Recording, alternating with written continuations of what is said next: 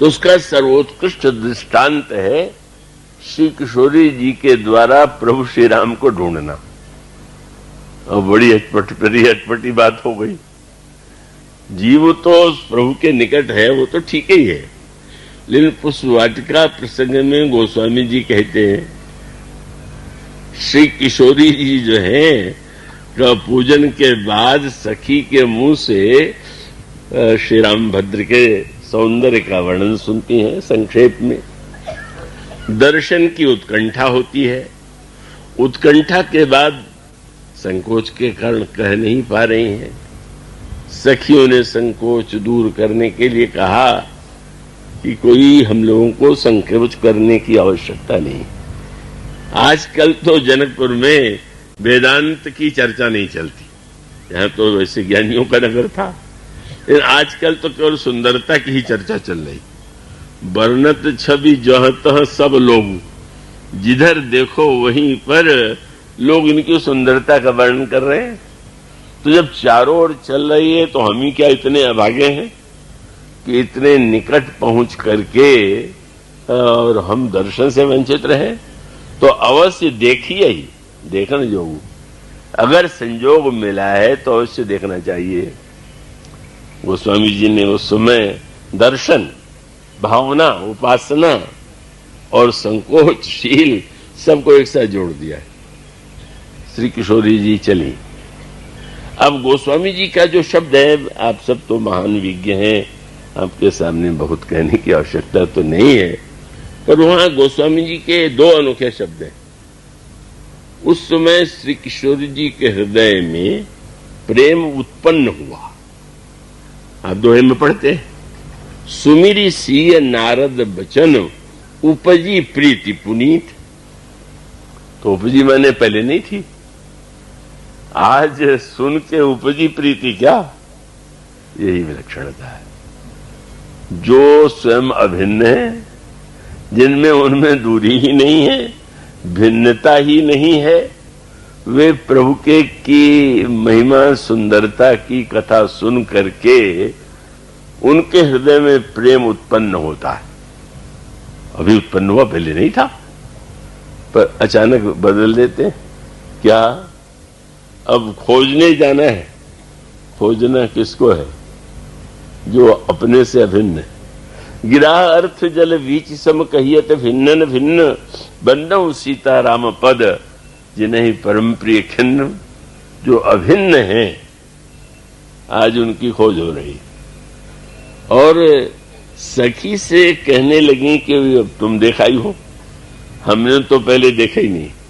लीजिए, सखी ने देखा, इसके पहले श्री किशोरी जी ने नहीं देखा। अनादिकाल से अनंत काल तक वो तो निरंतर समीप ही रहते हैं।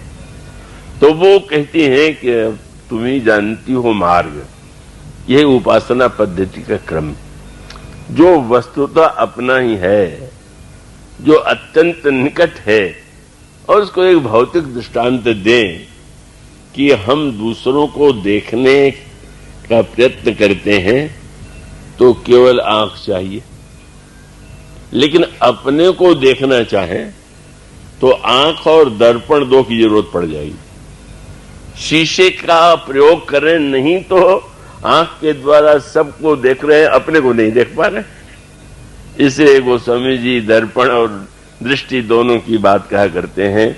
मुकुरम मलिन अरुणैन विहीना, राम रूप देखें किम दीना, नेत्र नहीं दर्पण गंदा। कैसी विलक्षण लीला हो रही है।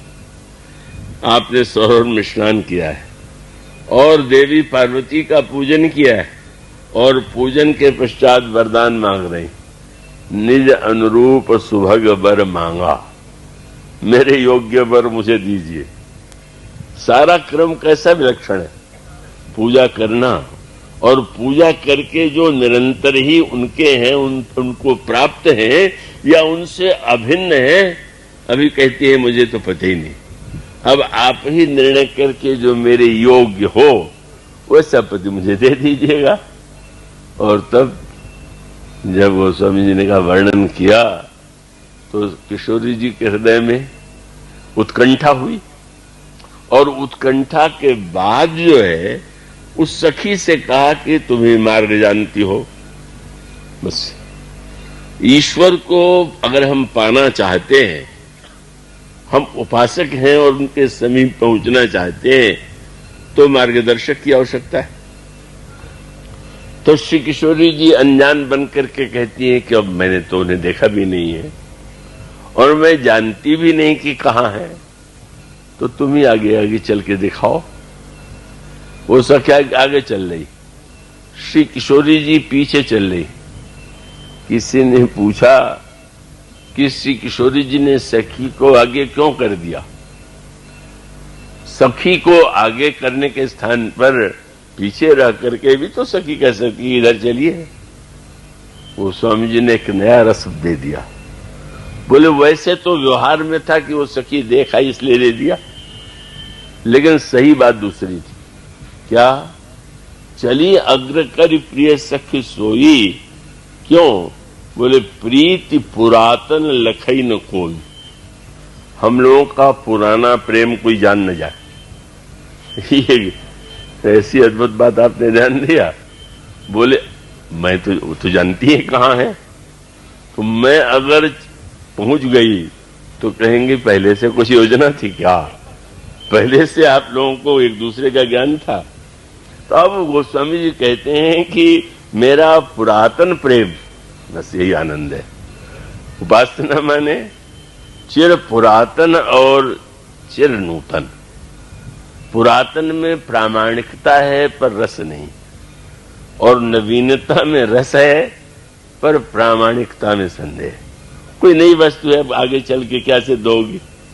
तो वो नई वस्तु प्रामाणिक नहीं, और पुरानी वस्तु में तो प्रामाणिक इतने वर्षों से है, लेकिन फिर रस है कि खाली है? तो गोस्वामी जी ने दोनों शब्द जोड़ दिए। उन्होंने कहा उपजी प्रीति पुनीत, प्रेम उत्पन्न हुआ, और फिर कह दिया बोले प्रीति पुरातन। सत्य तो यह है कि प्रेम पुराना है, दोनों एक दूसरे को जानते हैं, और दूसरे को कहना भी शायद ये शब्द का उपयोग है, लेकिन उस चली अग्र करी प्रिय सखी सोई, और प्रीति पुरातन लखई न कोई। कहीं कोई देख न ले, जान न ले। और यही उपासना का आनंद है। जो पास है उसको दूर मान लीजिए, और दूर मान करके फिर उसको खोजिए।